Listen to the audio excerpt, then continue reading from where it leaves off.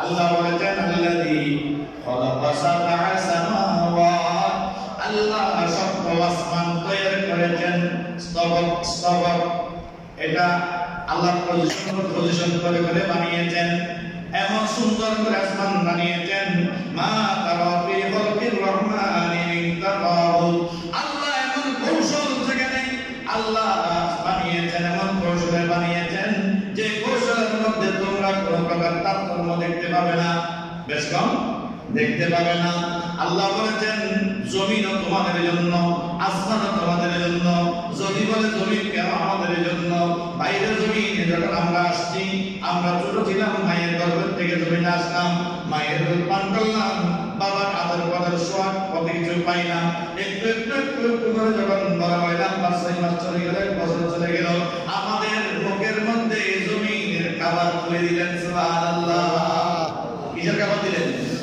জমিনের খাবার। আমাকে ভাত দিলেন, পায়েস দিলেন, আমাকে অনেক কিছু স্বাদ মুখের মধ্যে আস্তে আস্তে লাগাই দিচ্ছেন।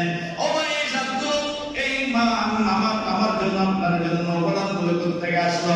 আল্লাহ বলছে ওই জমিনের মধ্যে তোমাদের জন্য রহমত দিয়েছি, সেই জমিন থেকে ফসল উৎপাদন হবে, সেই জমিন থেকে গাছ উৎপাদন হবে, সেই জমিন থেকে ধান উৎপাদন হবে। ওই জমিনের জন্য আমি যার উপাদান জমিনের মধ্যে দিয়েছি, সেই সমস্ত উপাদানগুলো আমি আল্লাহর হুকুমে জমিন থেকে বের হয়ে তোমাদের উপকারের মধ্যে রাখতে। সুবহানাল্লাহ। আল্লাহ আসমান কেন দিলা? আসমানের বিক্রি হয়ে গেল। আল্লাহ বলতে শুনো, আসমান দিয়েছি, রাত দিন দিয়েছি, কেন দিয়েছি? দিনের বেলায় তোমরা সূর্যের তাপের মধ্যে তোমরা দিনের বেলায় কাজকর্ম করবে, পরিশ্রম করবে, অনেক কষ্ট পরিশ্রম করার পরে সারাদিন তুমি যখন পরিশ্রম করার পরে তুমি যখন ক্লান্ত হয়ে যাবা, যখন রাত্রি আসবে, চতুর্দিক থেকে অন্ধকার যখন চেয়ে যাবে, আসমানের মধ্যে আমি একটা চাঁদ উদিত করে দিই। সুবহানাল্লাহ।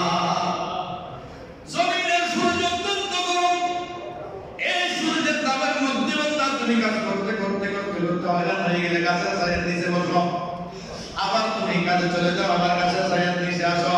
অনেক মানুষ আছে কাজ করতে পারে না, সূর্যের গরম সহ্য করতে পারে না। আল্লাহ বলছেন গরম সহ্য করতে পারবে না বলে রাতের বেলায় তোমাদেরকে আমি একটা চাঁদ দিয়েছি, যে চাঁদের কিরণটা হচ্ছে অত্যন্ত নরম এবং ঠান্ডা। উচ্চ আওয়াজে বলেন সুবহানাল্লাহ। জমিন তোমার জন্য, আসমান তোমার জন্য, এজন্য জমিন আসমান তোমাদের জন্য বানিয়েছি, যাতে জমিন আসমানের সুযোগ সুবিধা তোমরা ভোগ করতে পারো। কিন্তু এটা খেয়াল রাখবে বান্দা, এই জমিন থেকে তোমাকে চলে যেতে হবে, ওই কবরের জমিনে তোমাকে থাকতে হবে। ডানো মাটি, বামে মাটি, বড় মাটি, নিচু মাটি, কোনো প্রকারের কোনো সুযোগ থাকবে না। লাইট দেওয়ার সুযোগ নাই, মোবাইল দেওয়ার সুযোগ নাই, খানা দেওয়ার সুযোগ নাই। মানুষ যখন কবরের জগতে যখন তাকে রাখা হয়, মৃত্যুর পরে সে খুশি হয়। যখন মৃত্যুবরণ করে খুশি হয়। কিভাবে খুশি? মৃত্যুবরণ করার পরে তাকে গোসল দেওয়া সুন্দর করে। মানুষ বলে ভাই আস্তে আস্তে কর, ব্যথা পাবে, আস্তে আস্তে কর, ব্যথা পাবে, বেশি গল্প সমাজা করো না, আস্তে আস্তে পানি ঢালো, ফুল পানি দাও, গরম ঠান্ডা পানি দাও, সাবান দিয়ে ধুয়ে দাও। সুন্দর করে যখন ধুয়ে সুন্দর কাপড় যখন পরিধান করবে, তখন রূপটা খুশি হয়। আহা, কত মহব্বত করে আমাকে তারা 6 জন মিলে 7 জন মিলে খুলে দিচ্ছে, আমাকে সুন্দর করে রাখতেছে, যাতে আমি কোনো প্রকারের ব্যথা না পাই। যখন ঘরের ভিতর রাখা হয়, মুখের মধ্যে একটা কাপড় পরিধান করা হয়, কাপড়টা ঢেকে দেওয়া হয়। একজন আসলে ভাই একটু দেখতে চাই, একটু কাপড় উল্টাই দাও না, কাপড়টা উল্টাই দেয়, যে দোয়া করে তাকে দেখে যায়, কত খুশি হয় লোক। আমার কত দাম, আমাকে সবাই দেখতেছে।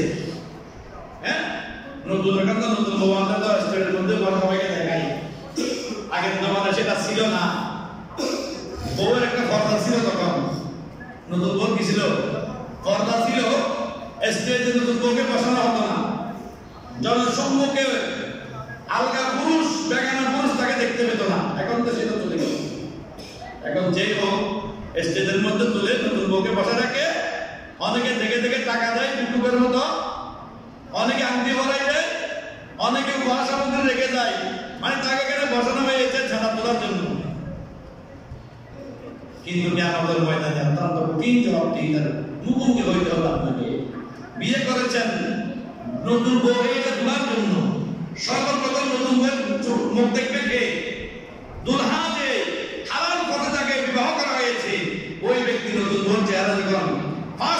উল্টায় লিখবে, যখন সালাম কালাম হবে ওই সন্তানের মধ্যে অনাবিল শান্তি আর শান্তি বেরোবে। সুবহানাল্লাহ। ওই মৃত ব্যক্তি খুশি হবে, আহা আমার কথা, সবাই আমাকে দেখতে আসতেছে।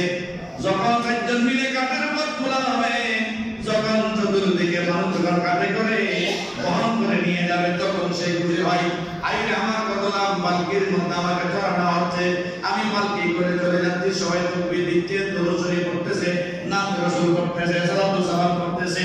মানুষ যখন কবরস্থানে যাবে, তাকে যখন সামনে রেখে যখন জানাজার নামাজ আরম্ভ করবে, তখন সেই খুশি, আহা আমার কথা, আমি সবার সামনে, সবাই আমার পিছনে রাখ রয়েছে, সবাইকে আমি দেখতেছি, আমাকে তো কেউ দেখতেছে না, আমাকে ডেকে রেখে আমার কথা। যখন তাকে কবরের ভিতর রাখা হবে, যখন বলবে দাও ডেকে দেওয়া হবে, ওই মৃত ব্যক্তি চিৎকার করে কান্নাকাটি আরম্ভ করবে, ভাই ও আমার বন্ধুরা, ছেলে মেয়েরা, আত্মীয় স্বজন, কেন এত নিষ্ঠুর হয়ে যাচ্ছ তোমরা? আমাকে কেন এই ঘরের ভিতরে রেখে তোমরা চলে যাচ্ছ? ওই দিন থেকে কান্না শুরু হবে, কিয়ামত পর্যন্ত কান্না করলেও আর কেউ শুনবে না। কিয়ামত পর্যন্ত কান্না করলেও কেউ শুনবে না।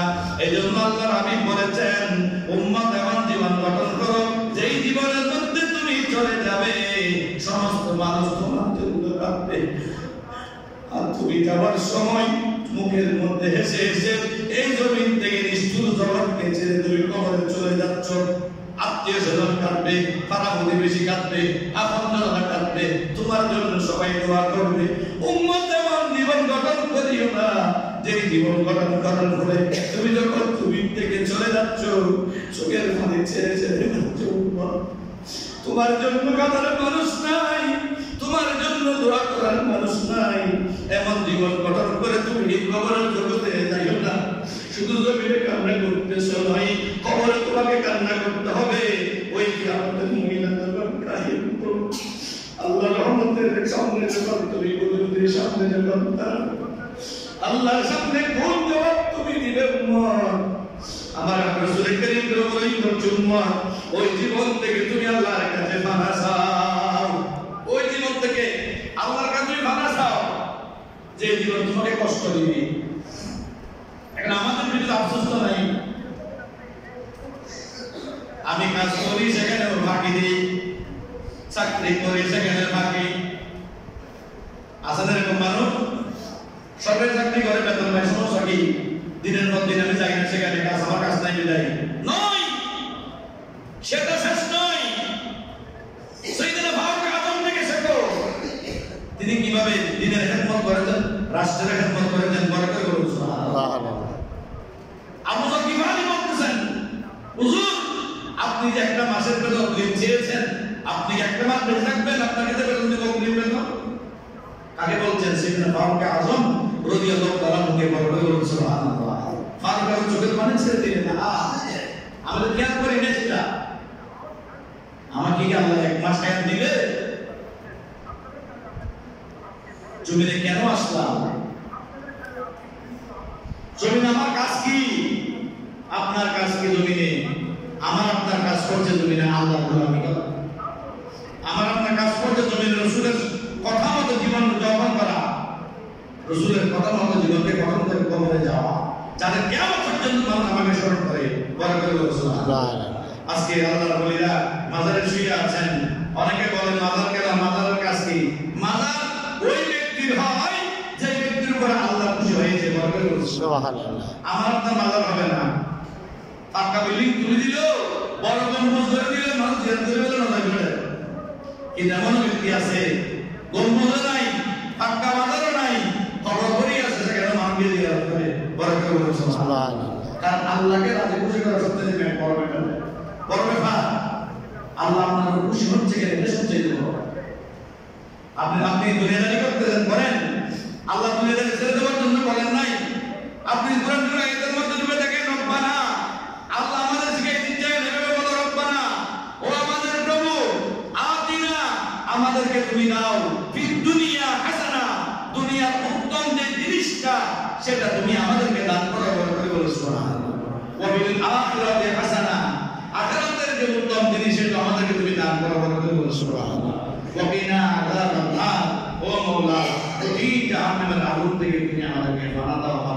বলেন তো সুবহানাল্লাহ। এজন্য সদা সর্বদা বেশি বেশি ইস্তেগফার করবেন, কান্নাকাটি করবেন আল্লাহর দরবারে। আল্লাহ ব্যক্তিকে বেশি ভালোবাসে যে ব্যক্তি বেশি কান্নাকাটি করে, বলে বলেন সুবহানাল্লাহ।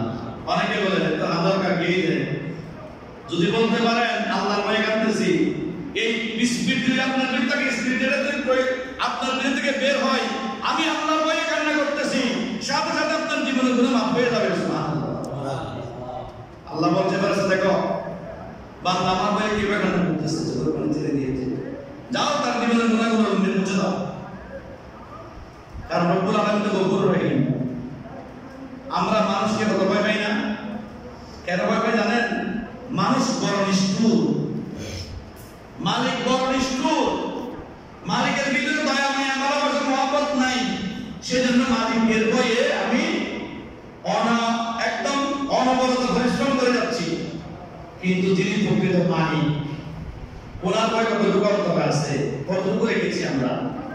অনেকে মানুষ নামাজ পড়ে না, জিজ্ঞেস করলে ভাই নামাজ পড়ে না কেন, বলে দেখুন নামাজ পড়ার বয়স হয় নাই, সুযোগ হচ্ছে না, দাঁড়িয়ে রাখা কেন, দাঁড়িয়ে রাখার বয়স হয় নাই, সুযোগ হচ্ছে না। আল্লাহ তাকিয়ে আছে তোমার দিকে, কখন তোমার পরিবর্তন আসে। পরিবর্তন যখন আসবে তখন দেখবেন আপনি আল্লাহর কাজ উন্নত বান্দা হয়ে যাবেন। সুবহানাল্লাহ। কিন্তু চেষ্টা করতে হবে, নামাজ পড়বো না কথা বলা যাবে না। আপনাকে নামাজের মহব্বত অন্তর রেখে আল্লাহর ভয় রেখে যখন দুনিয়াদারি করতে হবে, তাহলে আপনার সমস্ত কিছু আবাদ হয়ে যাবে। সুবহানাল্লাহ। এখন যদি বয়সের বাহানা দিয়ে, সময়ের বাহানা দিয়ে আপনি আল্লাহর আগে ছেড়ে দেন, আল্লাহ আপনাকেও ছাড়বেন। আল্লাহ কিন্তু মানুষকে ফুরসত দেন, সুযোগ দেন, কিন্তু ছেড়ে দেন না, ছেড়ে দেন না।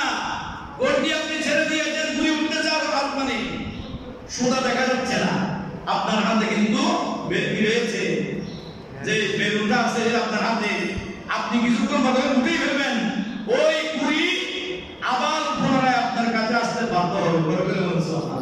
আল্লাহ বলেছেন, বান্দা তোমার হায়াতের রশি যেটা, ওটা আমি আল্লাহর কুদরতে হাতে রেখেছি, বেশি সুযোগ করবা, হায়াতের রশিদের টান দেবো, চলে আসতে হবে।